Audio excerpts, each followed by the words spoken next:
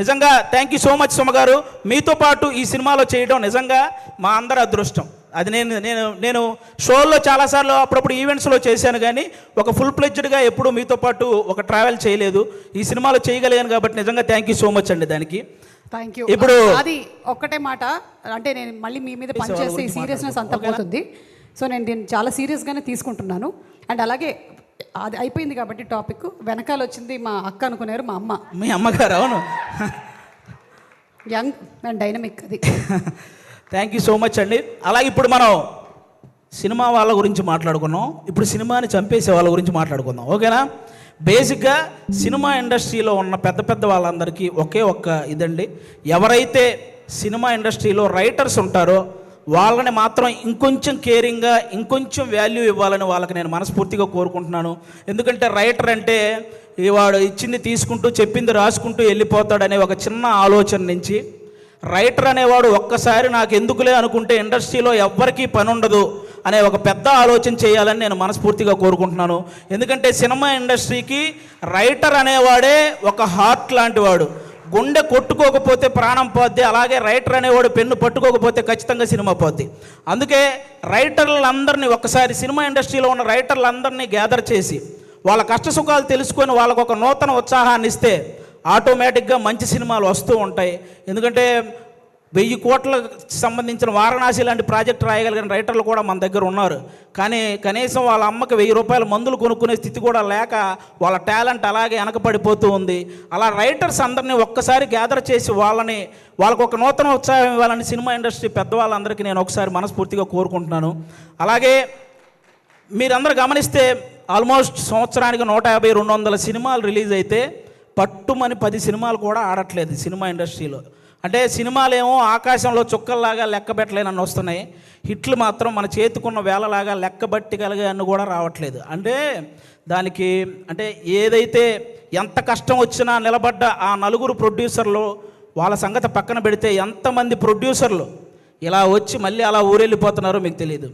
అంటే కొన్ని 100 కోట్ల నష్టం అవి భరించలేక మళ్ళీ తెచ్చుకున్న పరువును కాపాడు కోసం ఆ ఇస్త్రీ చొక్కాలు వేసుకొని ఈఎంఐలు కడుతూ ఉన్న ప్రొడ్యూసర్లు ఇంకా చాలామంది ఉన్నారు. అంటే దేనికంటే ఇదంతా ప్రతి ఒక్కడు ఏదో ఒక సలహా ఇచ్చేయడమే. మలయాళంలో మంజుమాల బాయ్స్ అని ఒక సినిమా చూసి అలాంటి సినిమా మన వాళ్ళు ఎందుకంటే తీరండి అని, పోనీ అలాంటి సినిమా మన వాళ్ళు తీస్తే అందులో ఐటమ్ సాంగ్ పెట్టలేదని ఏడుస్తారు. పోనీ ఏదో ఫ్రెష్ కంటెంట్ ఉండాలి కదండి, ఫ్రెష్ కంటెంట్ కావాలి కదండి, ఫ్రెష్ కంటెంట్ తీసి రిలీజ్ చేస్తే రిలీజ్ రోజు ఫ్లాప్ చేసేసి రిలీజ్కి వచ్చి పాటలు పాడుతుంటారు. రూబా రూబా సదాశివ సన్యాసి ఇలా పాడేస్తుంటారు రిలీజులకు వచ్చి. రిలీజ్ రోజు మనకి అయ్యేం తెలియదు. అలా అంటే ఆ విధంగా ఎవరికి వాళ్ళు సలహాలు ఇచ్చేసి ఆ సినిమాని ఏదో రూపంలో చంపేస్తూ వస్తున్నారు. దానివల్ల ఎక్కువ నష్టం ప్రొడ్యూసర్లకే జరుగుతుంది. వీటన్నిటికంటే ఏదైతే కొన్ని సంవత్సరాల నుంచి మన తెలుగు సినిమాకి బొమ్మ చూపించిన ఐబొమ్మ అనేది ఒకటి ఉందో ఆ దరిద్రం ఇప్పటితో అయితే పోయింది. కానీ దానికంటే పెద్ద దరిద్రం ఏముందంటే సోషల్ మీడియాలో వచ్చే నెగిటివిటీ. అంటే లెజెండరీ యాక్టర్స్ దగ్గర నుంచి ఇప్పుడిప్పుడే ఎదుగుదామని వస్తున్న ప్రతి యాక్టర్ మీద కూడా సోషల్ మీడియాలో విపరీతమైన నెగిటివిటీ. అది కొంతమందికి ఇప్పుడు నాలాంటి వాడు మీరు చేశారనుకో నాకు పెద్ద బాధ ఏమి ఉండదు, నేను మా ఇంట్లో అమ్మా నాన్నలకి నేను చెప్పుకోగలను, అవేం పర్లేదు నేను చూసుకుంటాను. కానీ కొంతమంది అందరికీ అలా ఉండదు.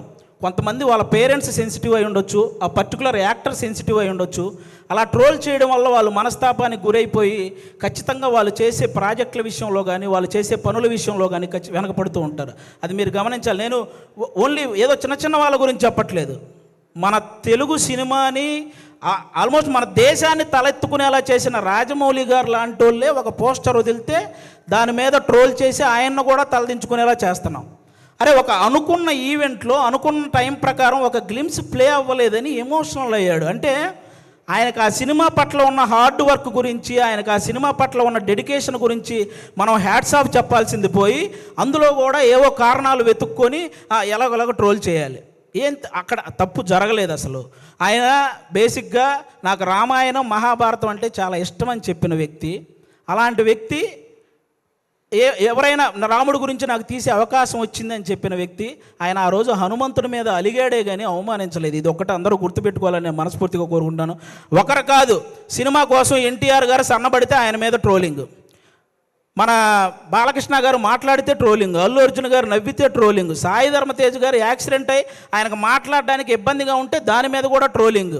అరే మనం బయట దేశాలకు వెళ్తే జస్ట్ మనం బాహుబలి అంటే కానీ ఓ మీరు ఇండియనా అనే పరిస్థితి ఉండదు. అలాంటి ప్రభాస్ గారి లుక్స్ మీద ట్రోలింగ్, రామ్ చరణ్ గారి చికిరి చికిరి అనే సాంగ్ పక్క దేశాల వాళ్ళు కూడా రీల్ చేస్తున్నారు. అలాంటి ఆ స్టెప్పుల మీద ఇక్కడ ట్రోలింగ్.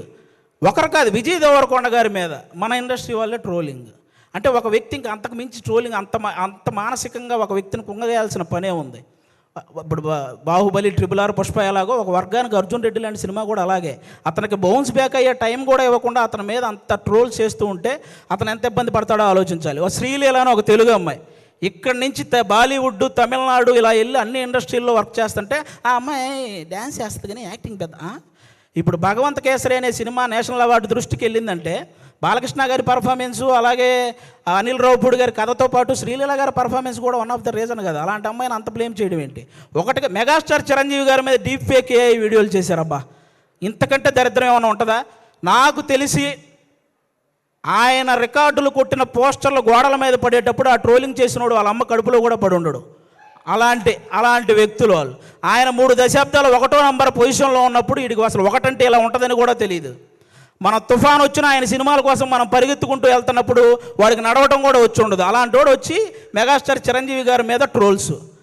అరే మెగాస్టార్ చిరంజీవి గారు ఒక స్టేట్కో ఒక క్యాస్ట్కో సంబంధించిన వ్యక్తి కాదు, ఒక దేశం గర్వించదగ్గ వ్యక్తి మెగాస్టార్ చిరంజీవి గారు. అలాంటి వ్యక్తి మీద ట్రోలింగ్. ఈ ట్రోలింగ్ ఎందుకు, వీటి వల్ల సినిమా ఎందుకు చనిపోతుంది అంటున్నానంటే, నేను హీరోల మీద ట్రోలింగ్ చేయడం వల్ల, ఇంతమంది స్టార్ హీరోల మీద ట్రోలింగ్ చేయడం వల్ల రేపొద్దున తెర మీద వాళ్ళు హీరోయిజం చూపించినా అది చాలా కామెడీగా అయిపోతుంది నార్మల్ జనాలకు, చూసే వాళ్ళకి. అందుకే ఆ హీరోయిజం ఫెయిల్ అవుతుంది కాబట్టి సినిమాలు ఫెయిల్ అవుతున్నాయి. అరే 100 కోట్లు ఖర్చు పెడుతున్న ప్రొడ్యూసర్లు ఒక పక్క ఒక సినిమా హిట్ అయితే ఇంటికెళ్ళి మా అమ్మ నాన్నకి చెప్పుకుంటామని వెయిట్ చేస్తున్న డైరెక్టర్లు, ఒక సక్సెస్ వస్తే కానీ ఇంకో సినిమాలో మళ్ళీ కంటిన్యూ చేయరు అని ఆశపడే టెక్నీషియన్స్, అరే ఫ్యామిలీస్ని వదిలేసి అభిమానుల కోసం హిట్ ఇవ్వాలని చెప్పి కష్టపడుతున్న హీరోలు, ఒక సినిమా హిట్ అయితేనే జీతం పెరుగుతుందనే ఆశించే సినిమా కార్మికులు, ఇంతమంది కష్టాన్ని ఒక చిన్న నెగిటివిటీ ట్రోలింగ్తో మీరు కంప్లీట్గా దాన్ని చంపేస్తున్నారు. ఒక్కరు కాదండి, అసలు ట్రోలింగ్ అంటే ఇప్పుడు మీరు బ్రహ్మానందం గారి రియాక్షన్స్తో మీరు ట్రోల్ చేస్తారు, అవి మేము కూడా నవ్వుకుంటాం, అందరూ నవ్వుకుంటారు. కానీ ట్రోలింగ్ అనేది నవ్వుకునేలా ఉండాలి కానీ నవ్వుల పాలు చేసేలా ఉండకూడదని ఒకసారి ఆ చేసే వాళ్ళకి నేను మనస్ఫూర్తిగా కోరుకుంటున్నాను. అలా ఇంకెప్పుడూ కూడా ఇంతమంది లెజెండ్స్ ఎంతో సాధించి ఇక్కడ వరకు వచ్చారు, వాళ్ళని అంత ఈజీగా నెగిటివ్ చేసే ప్రయత్నం చేయకండి అని వన్స్ అగైన్ నేను మనస్ఫూర్తిగా కోరుకుంటున్నాను. అలాగే ఇప్పుడు వాళ్ళకి చెప్పేశాను కాబట్టి చాలు. అలాగే కొంతమంది ఇంకా రివ్యూవర్స్ ఉన్నారు, వాళ్ళకు కూడా కొంచెం చూసుకొని చెయ్యాలని వాళ్ళకి మనస్ఫూర్తిగా కోరుకుంటున్నాను. చాలామంది మంచి రివ్యూవర్స్ ఉన్నారు, సినిమా గురించి చాలా బాగా చెప్తారు, సినిమా గురించి బాగా చెప్పి ఈ సినిమా నచ్చితే మంచి హైప్ ఇస్తారు, నచ్చకపోతే ఇందులో ఈ నచ్చిన విషయాల కోసం మీరు వెళ్ళొచ్చు అని చెప్తారు.